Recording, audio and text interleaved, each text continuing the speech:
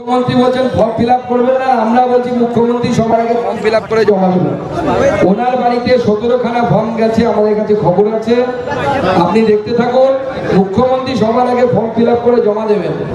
উনি বলেছেন বাংলার সব মানুষ না দিলে নাকি উনি জমা দেবে না। গুলশান কলোনিতে 3 লক্ষ লোক আছে, কেউ বলে 2 লক্ষ আছে, আমি কম করে ধরলাম 1 লক্ষ লোক আছে, 3000 জন ভোটার আছে। মুখ্যমন্ত্রীকে চ্যালেঞ্জ দিচ্ছি, ওই 3000-এর বেশি লোকের ফর্ম ফিল আপ করে দেখান এবং তাদের নাম ভোটার লিস্টে তুলে দেখান, দেখি কত দম আছে আপনার। আর যদি এক কথার মানুষ হন তাহলে সত্যিই যেন ফর্মটা ফিল আপ না করেন, আপনার নামটা যেন ভোটার লিস্টে না থাকে। তৃতীয় দিনে ভারতীয় জনতা পার্টি প্রচুর বিএলএর উপর আক্রমণ নেমে এসেছে। এটা প্রমাণ করছে যে এই অবস্থায় যদি এসআইআর হয় তাহলে আগামী দিনে আরো ভারতীয় জনতা পার্টির উপর আক্রমণ হবে। এসআইআর করা ভারতীয় জনতা পার্টির দায় না, দায়িত্ব না। এসআইআর করানোর দায়িত্ব হচ্ছে নির্বাচন কমিশনের। নির্বাচন কমিশন যদি এই সরকারকে রেখে এসআইআর করাতে না পারে তাহলে আমি নির্বাচন কমিশনের কাছে আবেদন জানাবো, অপেক্ষা করুন।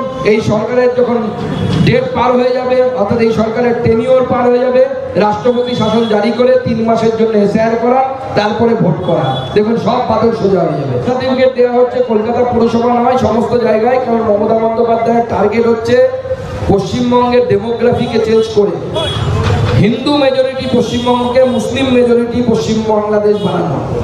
এই পশ্চিম বাংলাদেশ বানানোর জন্য দেদারসে বার্থ সার্টিফিকেট দেওয়া হচ্ছে কলকাতা পৌর কর্পোরেশন থেকে, বিভিন্ন পৌরসভা থেকে। নির্বাচন কমিশনের সাথে কথা বলে আমাদের প্রতিনিধি দল এর আগে গেছিল, তারা যতটা বুঝেছেন যে এখনকার বার্থ সার্টিফিকেট গ্রাহ্য হবে না। অতএব যারা করছেন তারা পণ্ড পরিশ্রম করছেন, বরঞ্চ যারা অনুপ্রবেশকারী আছেন বাংলাদেশ থেকে, যে সমস্ত মুসলিম রোহিঙ্গা এসেছেন তাদের জন্য ভালো, তারা রাতারাতি ফিরে যাক, কমসে কম বিএসএর কাছে ধরা পড়লে তো কালানি হবে। 2002-এর ভোটার লিস্টে থাকলে পরে তাকে স্বাভাবিকভাবে সে এখন ভোট দিতে পারছে, তার মানে এটা 100% প্রমাণ নয় যে সে ভারতীয় নাগরিক। 2002-এর আগে কি অনুপ্রবেশ হয়নি? 2002-এর আগে অনুপ্রবেশ ঘটেছে, হিন্দু এসেছে, মুসলমান এসেছে, এসে তারা নাম তুলে নিয়েছে। আমি তো বহুজনকে চিনি যারা 2002-এর পরে এসেছে নাম তুলে নিয়েছে, হিন্দু আছে তার মধ্যে।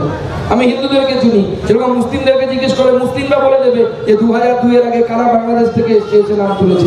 হুমায়ুন কবির কি করবেন? হুমায়ুন কবিরকে ভাবতে দিন। হুমায়ুন কবির এখন বিভিন্ন জায়গায় ঘুরে বেড়াচ্ছেন এদিক ওদিক করে। কখনো মমতা ব্যানার্জির ঘাড়ে লাফ দিয়ে চড়ছেন, কখনো অধীর চৌধুরীর ঘাড়ে লাফ দিয়ে চড়ছেন। ওনাদের ইচ্ছে হচ্ছে বাবরি মসজিদ বানাবেন, মুর্শিদাবাদে জোট করবেন বলছেন। সব জায়গায় বাবরি মসজিদ বানাতে আসলে তাহলে তো হবে না।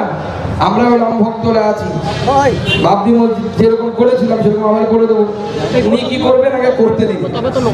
ঢাকা কলসি বাজে বেশি, হুমায়ুন সাহেব বহু বাড়ছেন, জোরে জোরে বাড়ছেন।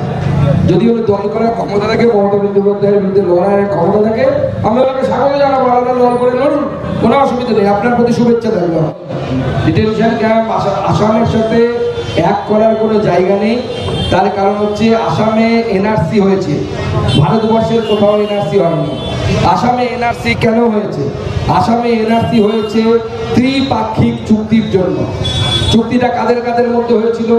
কংগ্রেসের দ্বারা পরিচালিত সেন্ট্রাল গভর্নমেন্ট, কংগ্রেস পরিচালিত আসাম রাজ্য সরকার এবং আসামের ছাত্র সংগঠনের আসু, এর বিজেপি ছিল না কোথাও। তারা ত্রিপাক্ষিক চুক্তি করেছিল এবং সেখানে এটা ঠিক হয়েছিল যে যারা ভারতবর্ষের নাগরিক নয়, আসামের নাগরিক নয়, তাদেরকে বাংলাদেশে ফেরত পাঠানো হবে। চুক্তি করেছে কংগ্রেস, আর দায় বিজেপি দেবে। বলছে রাজ্যপাল নাকি ভালো ভালো দেয়, রিপোর্ট দেয় কেন্দ্রে, সেই জন্য বিজেপি সরাতে চায় না তৃণমূলকে। হুমায়ুন এটা বলছে। দেখুন, রাজ্যপাল কি রিপোর্ট দেয় এই খবর যদি হুমায়ুন সাহেবের কাছে থাকতো তাহলে তো হুমায়ুন সাহেব তৃণমূল কংগ্রেসের বড় নেতা হয়ে যেত। তৃণমূল কংগ্রেসে কলকে পাচ্ছেন না তো অন্য জায়গায় গিয়ে দল খোলার কথা ভাবছেন।